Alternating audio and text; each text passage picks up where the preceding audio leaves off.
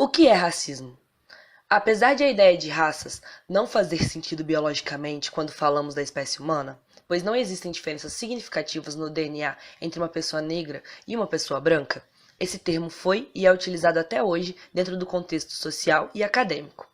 Mas afinal, o que é raça?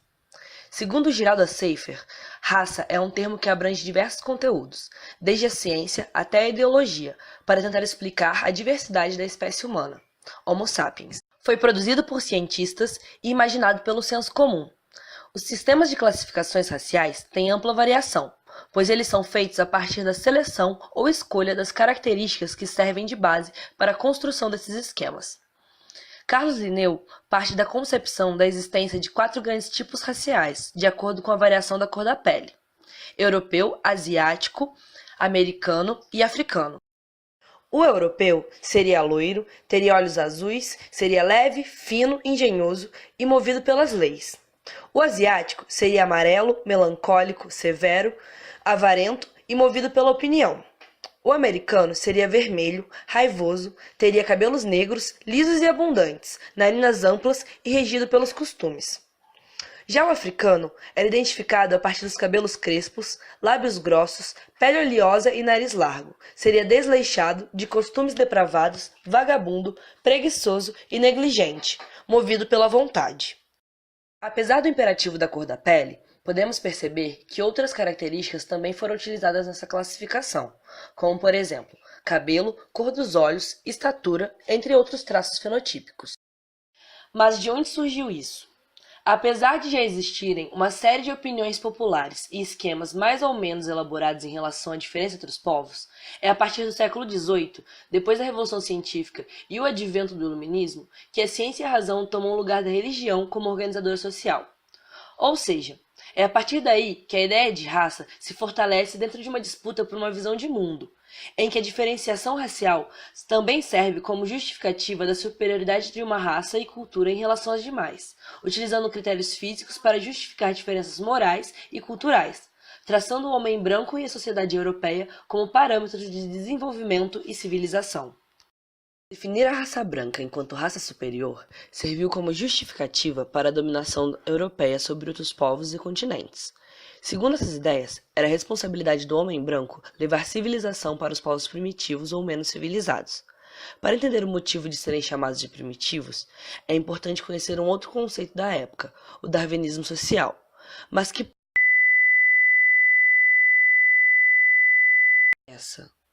Vocês lembram que um cara chamado Charles Darwin criou a teoria da seleção natural e evolução das espécies? Pois então, alguns cientistas resolveram que seria uma boa ideia aplicar esses mesmos conceitos para falar das organizações sociais humanas.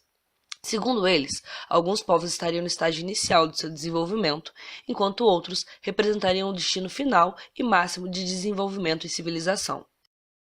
Vocês já devem imaginar que a Europa estava lá no topo, já a África. Com isso, o homem branco justificou a sua invasão na África e a subjugação de negros e negras que lá viviam. Se os homens brancos eram mais civilizados, os negros estariam mais próximos dos animais, não teriam alma e por isso poderiam ser vendidos como escravos.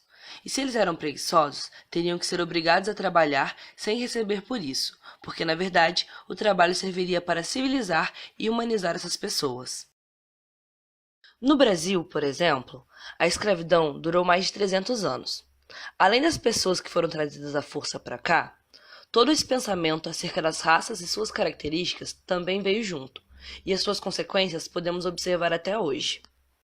Com o fim da escravidão, por exemplo, nenhuma ação política foi feita para sua inserção na sociedade, sendo deixados em um local de marginalidade.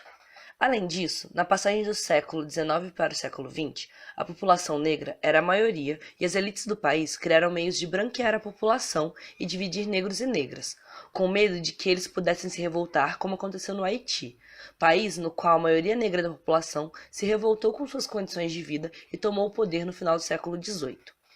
Uma das medidas foi trazer um grande contingente de imigrantes da Europa, com a ideia de que até o final do século a população inteira seria embranquecida. Mas isso não dá certo. Então se constrói a ideia de que o Brasil seria um país miscigenado, pois os portugueses, enquanto colonizadores, teriam facilidade para se misturar com outras raças, ignorando que grande parte dessa mistura racial ocorreu a partir da violência sexual e estupro durante o período escravista. Isso serviu para justificar toda a ausência de políticas públicas para negros e negras, já que, se somos todos miscigenados, não existiriam diferenças sociais que exigissem esse tipo de medida.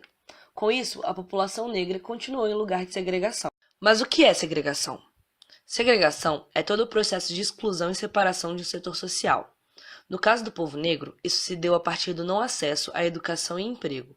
Moravam nos locais mais afastados ou se viam obrigados a construir moradia em locais de risco ou vazios urbanos, que posteriormente deram lugar às favelas. Depois disso tudo, você entendeu o que é racismo? Racismo é a consequência de todo esse processo e discurso sobre a inferioridade de determinada raça. No caso do Brasil, por sua constituição histórica, ele se apresenta majoritariamente em relação às pessoas negras. O racismo faz com que as pessoas negras sejam consideradas inferiores, assim como sua cultura, religião e aparência. Também traz como consequência o fato de estarem nos piores postos de trabalho, obtendo os menores salários, sendo as principais vítimas da violência, entre outras coisas.